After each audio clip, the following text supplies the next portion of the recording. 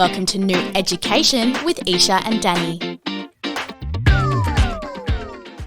Alexandra, welcome to the nuut-ed podcast. How are you going today? Good. Thanks for having me. No, thanks for joining us. Now, very excited to have you on.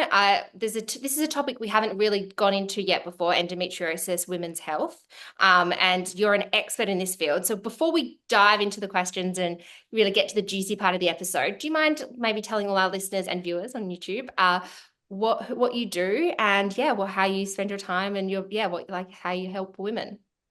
Okay, good. So I'm a naturopathic nutritionist. It sounds like I'm just working with diet, but naturopathic philosophy, what we're doing is we're looking for the root cause of any particular health issue and the person as a whole body to try and remedy whatever health condition that they're going through. And that can be physical, that can be emotional, it could be chemical, environmental. And so it's a more holistic approach to health. Personally, for me, I used to work in financial services. I had endo amongst a long list of other health issues, and I found that this type of medicine was the only thing that was helping me. And even back then, 20-something years ago, the gaslighting by doctors was even way worse than it is today. And so I kind of had to take things under my own belt and figure things out for myself. And so I've just landed. I'm running a clinic. I work online, and I think just by the nature of what I've been through myself, I've naturally attracted the niche of, women's reproductive health, hormones, with a specialty in endo, just because I've been through so much of it myself. Yeah. So endometriosis, we know, is, extremely common these days. There's a lot more women getting diagnosed with it, but then the treatment isn't always as easy. There's no simple kind of cure fix for it. Can you maybe talk to me about how, you like to help women with the natural way to manage, if they've just been given a diagnosis and they come to you, what are some, things that you're looking at helping them with? Yeah, right. It's a big conversation, but I suppose what I would just preface it with what you just commented was that you might not be able to cure endo, but you can certainly get complete relief from your symptoms. And I think the biggest issue with today is there's a ton of research, in the data and information about how we can actually get relief from endo symptoms. But there's a 20-year gap between what's in the research and what's in the national guidelines that doctors are enforced to follow. And so what you usually find is if you go along and you are diagnosed with endo and you talk to a doctor, they'll talk to you about, endo being an inflammatory disease. They'll talk to you about being driven by things like estrogen and hormone imbalance. But that's about as good as they can get. And most of the time, all they can really offer you are things like surgery, which can definitely give you temporary relief, but comes with its own risk factors.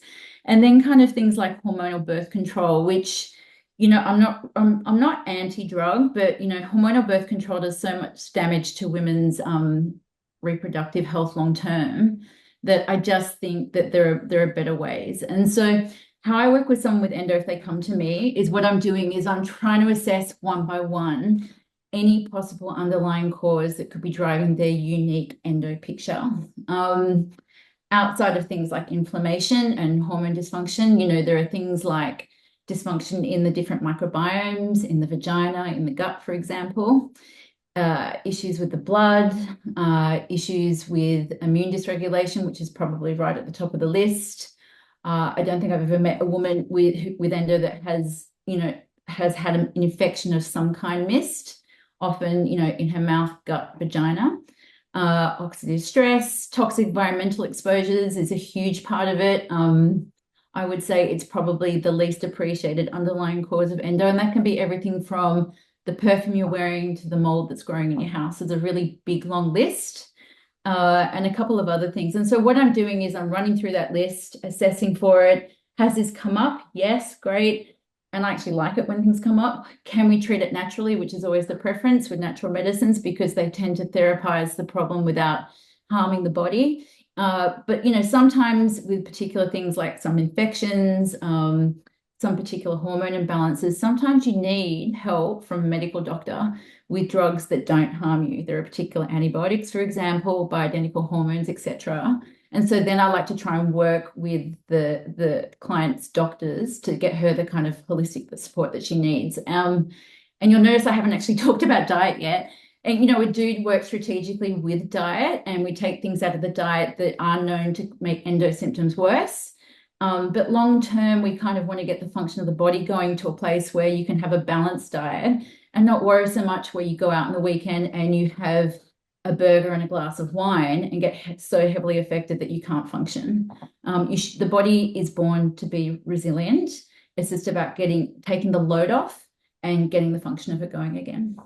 So there's a few things there. You mentioned you like to, say they come up with some results where you need to treat them with natural medicine or natural ways. What are some of those natural treatments that you give, your clients and the women out there? Well, it just depends on what I'm dealing with at the time. So, for example, if we're dealing with a bacterial issue in the gut, we're working with certain herbal medicines that will eradicate that bacteria. We're working with other different natural medicines to restore the function of the gut and the stomach acid. If we're talking about, taming the inflammation of endo, we're working with things like, for example, curcumin or proteolytic enzymes, which are going to tame down the inflammation, start to break down some of the scar tissue that's formed and part of the disease. If we're balancing up hormones, there are different herbs for that, working with the doctors potentially to get things like bioidentical progesterone, quite often educating the doctor on the differences between bioidentical hormones and synthetic hormones. And in the progesterone world, that's something that gets confused a lot. Working on the liver is a huge part of it. I suppose a really common theme for women with endo is women with endo are really not great at getting rid of things with their liver. So a healthy person will take in a toxin, their liver will, recycle it, and then they'll pass it out when they go to the bathroom, or the other eliminatory pathways like sweat and breath and things like that. A woman with endo, for the most part, they're genetically not great at doing that detox process. And that's for a whole lot of different reasons. And so addressing the reasons why those genes aren't working in the first place and using, certain nutritional medicines and herbs to kind of therapize those genetic pathways, those detox pathways, so they can start getting rid of things more easily and stop adding fuel to the fire with to the endometriosis. Another really big one I'd love to mention is iron. I never give women with endo iron. A lot of doctors will read an iron panel, often read it incorrectly, tell the woman they're anemic and hand them an iron supplement. What a lot of people don't realize with endo and with inflammatory bowel disease is that the immune dysfunction that underpins the disease basically causes a dysfunction in the way that the iron is metabolized. And so instead of being used, for things like oxygenation of the tissues, it literally gets stored in the muscle and fed to the lesions to make the endo grow worse. Iron is a pro-oxidant. It's going to inflame things. It's the opposite of an antioxidant. So there's all these different things, and there are different natural medicines for different approaches. And every time I see someone, I'm making a judgment call as to, what they should be doing lifestyle-wise, what they should be doing diet-wise, what they should be taking from a supplement point of view. Yeah, it's so individualized, but it's great to see that there's so many, there's not just like one thing you can look at. There's a lot of different things that most GPs probably wouldn't have considered or doctors would have looked at. You mentioned diet, and so there's a few foods that you like to eliminate, or we don't recommend people with endometriosis maybe have or be careful of. What are some of them that people need to be concerned about? So I suppose the top 5 and again, I just want to preface that I don't like long-term elimination. That's actually not good for you either, particularly gut microbiome. So if you treat the root cause and get them to a place where their body can have it with a less stress on it, is the plan then? Yeah, exactly. Long term. Yeah. So alcohol is an obvious one just because of the way, it overloads the liver. Also, it also stimulates more estrogen, which can go on to feed endo and estrogen-related conditions like adenomyosis and fibroids and things like that. Caffeine, particularly coffee. Caffeine essentially depletes your sex hormones, which are needed to kind of counter that estrogen. And a lot of women think it's actually energizing them, but medium to long term, it's actually making them more tired and they don't realize. And think there are certain compounds in coffee that can actually make your things like pain and bleeding worse. There are mycotoxins from mold if it's not organic. There are alkaloids that can actually increase pain in some women, etc. So caffeine, generally, women with endo do better off. It just depends again on the person. Gluten is another one. Gluten, even if you don't have an intolerance, which is like an immune response, or an allergy, so like celiac disease, which is often connected to endometriosis, gluten itself, and gluten is the protein molecule of wheat, right? It's the thing that makes bread really wonderful and bendy. It's super, super inflammatory, and it can pierce, big holes in the lining of the gut, which then goes on to annoy the immune system. And, it leaves open the potential of bacteria, bad bacteria, leaking out of the gut into what we call the peritoneal cavity, your trunk, and fueling the fire in the reproductive area. And so most women feel better off gluten. Some women can do a little bit. Again, it comes down to the person.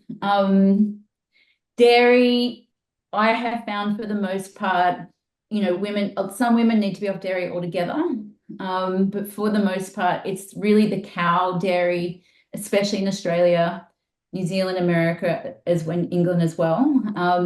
The type of Jersey cows the dairy that they produce, the casein, which is the protein molecule, is particularly inflammatory and can cause problems. And so a lot of women with endo do better off cow dairy and can swap to things like, sheep, buffalo, goat. Cow butter tends to be okay. Most people can tolerate that. And then I would say at the very top of the list, which I usually leave till last, are high histamine foods. And a lot of people don't understand what histamine is. It's a natural part of our immune system.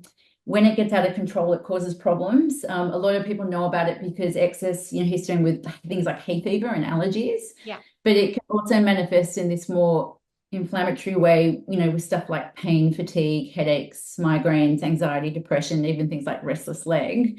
And high estrogen states, which are really common in women with endo, high estrogen can create more histamine in the body, and high histamine creates more high estrogen. It becomes this chicken and egg. And so one of the ways, apart from working on things like the gut and estrogen metabolism, but one of the ways you can get quick relief is by following a low histamine diet. And it can come as a bit of a shock to a lot of women when they see that list, which is why I leave it till last, because there are a lot of foods that the media tell us on that list, which are, healthy for everybody. So for example, fermented foods, right? There's a big push, everybody eat fermented foods for their gut bacteria. Fermented foods for a lot of women with endo is the worst thing ever. It can really set off symptoms, but then it goes all the way to the natural end of the spectrum to things like, dried fruit, for example, things like vinegars, things like baby spinach and kale and some citrus fruits, and for some people, tomatoes. And the problem is, if you're listening, don't go and Google histamine foods. If you'd like, you can email me and I would happily send you my list. There's not a lot of great information online. A lot of the data at a lot of the websites is unreliable. And it's better to keep that list small. But yeah, a lot of these so-called healthy foods for women with endo actually can cause problems until the underlying drivers are kind of looked at. So there's no one diet for everybody is I suppose the overtelling theme. Yeah, and when we'll put your contact details in the show notes as well, so everyone can get in contact with you, because like you said, you can't just go out there and eliminate everything on a list, a random list, because your body will respond differently to different things. And so if people did want to say work with you, I know you're based in Sydney, so if people are over on the east side of the coast, they could come see you. But do you help people online, or what resources do you have out there? I actually, I'm only working online these days, and I'm actually about to move to Byron Bay. Hello, Byron Bay people. I see women all over the world. I have testing laboratories all over the world. I have my natural medicine dispensaries on every continent. I see women in every city and town, almost every town in Australia. So it doesn't really make a difference. It's not what I do isn't one of those modalities where I physically have to assess you. So yeah, I'm working over Zoom, and I tend to meet, my clients every 4 to 6 weeks, and we gradually increment things. Perfect. So that's, at least there's some help out there, because I know people feel lost in this area with their health and what avenues to take. So it's lovely to see that you're helping people out there. Well, thank you so much for joining us today. We might have to get you on because there might be some other areas we could definitely dive into. That was just a nice little snapshot to get us started. But thank you so much for coming on today. Thanks for having me.